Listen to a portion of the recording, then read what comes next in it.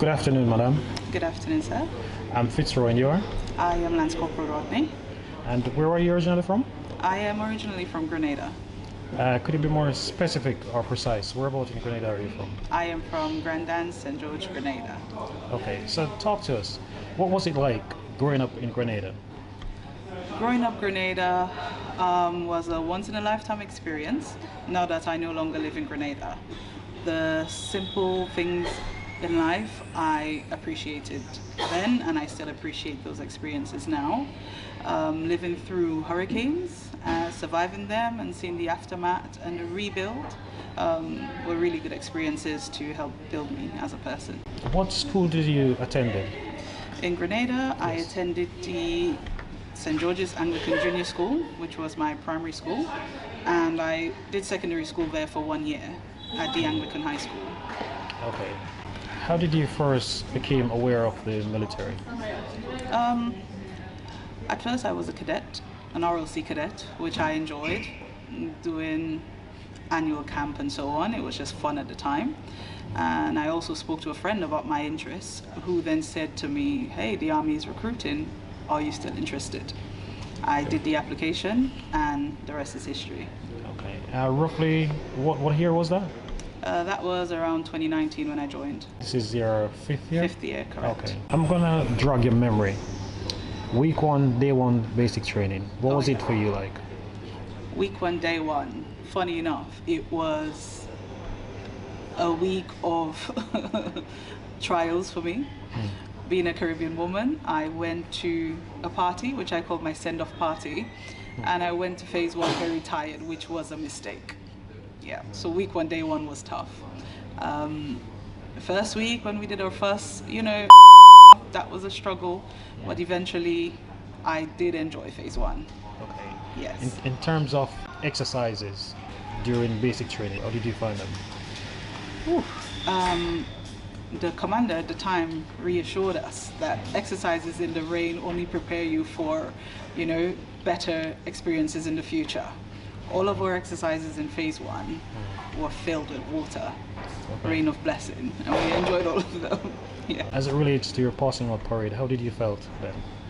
You mean the passing out parade? Yes. Oh, I was very proud. My mom came, my auntie came, my grandmother, I had loads of family around.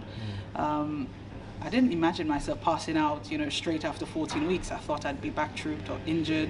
No, it was a smooth process, and they were all happy to be there. What about your phase 2? Turning up at your phase 2, how did you find that? Phase 2 was a bit of a mix-up. I'm one of the COVID soldiers.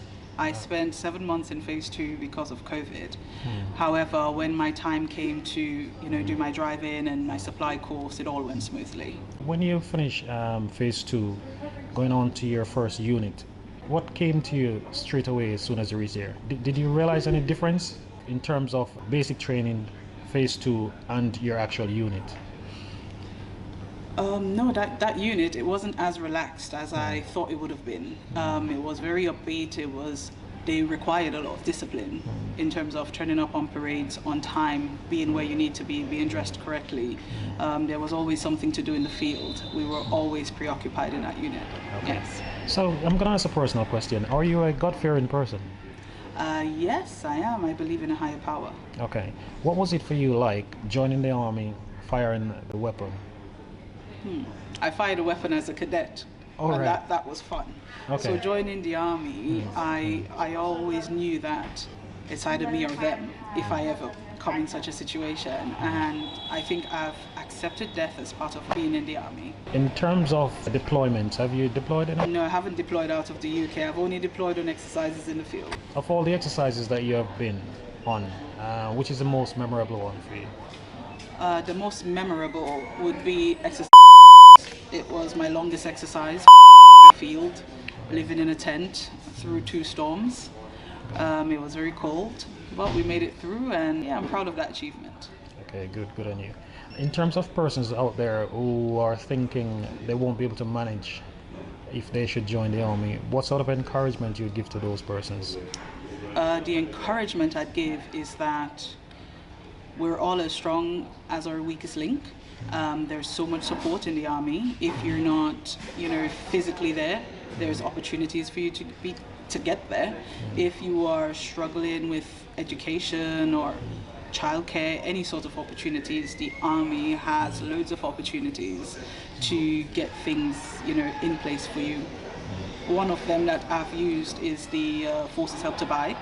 Being a soldier and coming from the Caribbean, most times you don't have family you can rely on at the end of your service. So being able to afford a house while in the Army is, a good stepping stone for your future. That's one of them. It's brilliant. It's brilliant. What's your thoughts as it relates to female joining the infantry now?